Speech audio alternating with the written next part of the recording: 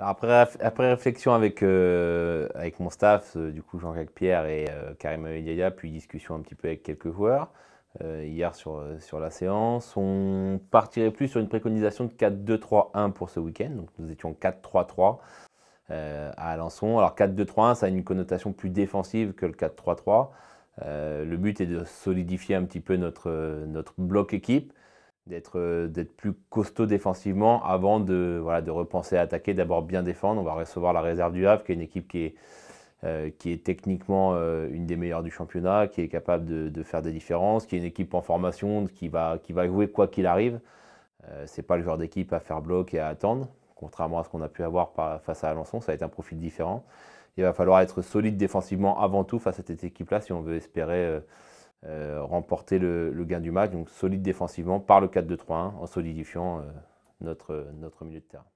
Alors la différence entre le 4-3-3 et le 4-2-3-1, elle se fait notamment au milieu de terrain. On passe d'une pointe basse, un 6, et deux relayeurs qui vont se projeter vers l'attaquant. Là, on passe du coup avec deux points de base, donc deux milieux défensifs pour aider et être plus proche de nos défenseurs pour jouer les seconds ballons. Un vrai numéro 10 derrière l'attaquant, donc ça permet aussi de resserrer un joueur, de resituer un joueur plus près de l'attaquant et non deux relayeurs qui se projettent. C'est différent quand même d'avoir un joueur entre les lignes qui vient soutenir l'attaquant dans l'axe. Des fois, on manque un petit peu de poids quand même dans l'axe du terrain. L'attaquant se retrouve souvent, que ce soit Dimitri en début de match ou Victor en fin de match au week-end, un peu isolé devant et du coup pas grande situation. Donc vraiment qu'il y ait un lien, qu'il y ait un relais entre notre milieu de terrain, notre défense, notre milieu et notre attaque, soit l'attaquant, soit les ailiers aussi, qui se retrouvent des fois un peu esselés. Donc on est vraiment un vrai lien sur le milieu du terrain avec un numéro 10.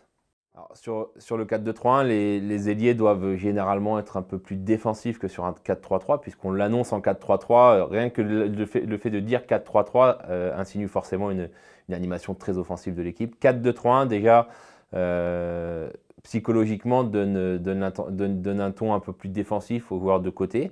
Mais le but sera quand même de conserver des joueurs quand même prêts à attaquer sur les couloirs, parce que ça reste notre force de trouver des joueurs lancés côté, de garder leur vitesse.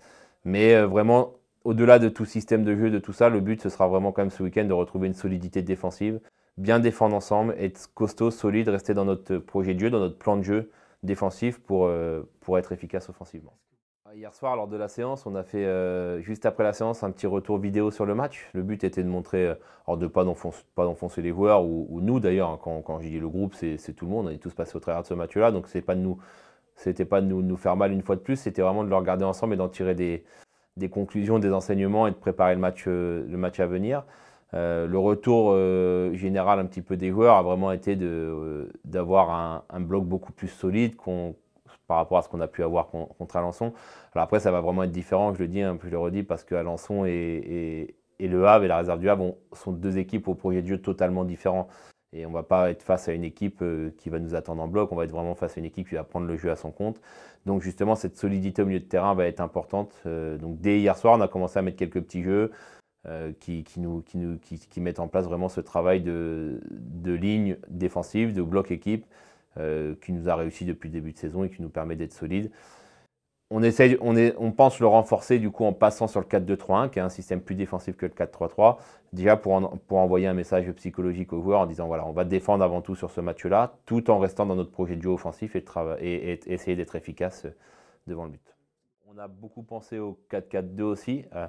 Alors pourquoi le 4-4-2? Alors 4-4-2 à plat, pas forcément un 4-4-2 losange, j'ai un système quand même très complexe à mettre en place. On a des joueurs qui pourraient évoluer dans un 4-4-2 losange, hein, c'est une certitude.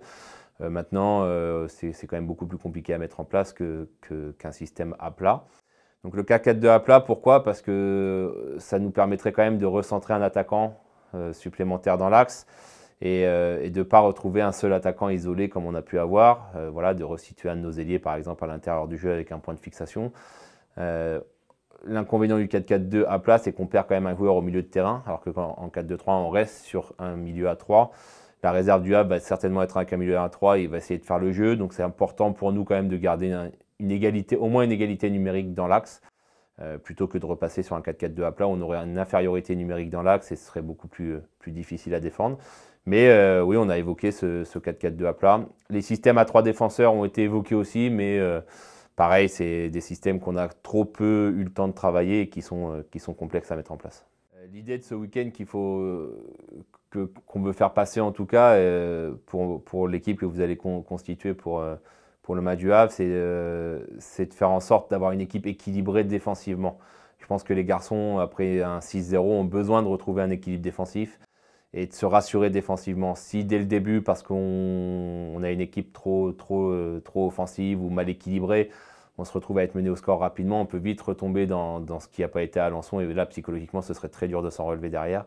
Donc ça va être important ce week-end d'être avant tout solide, de récupérer des valeurs défensives communes, du travail collectif commun défensivement. Et après, on pourra de nouveau attaquer. Et pour ça, il faut qu'il y ait une équipe équilibrée défensivement sur le terrain. D'où le passage avec 2 milieux défensifs.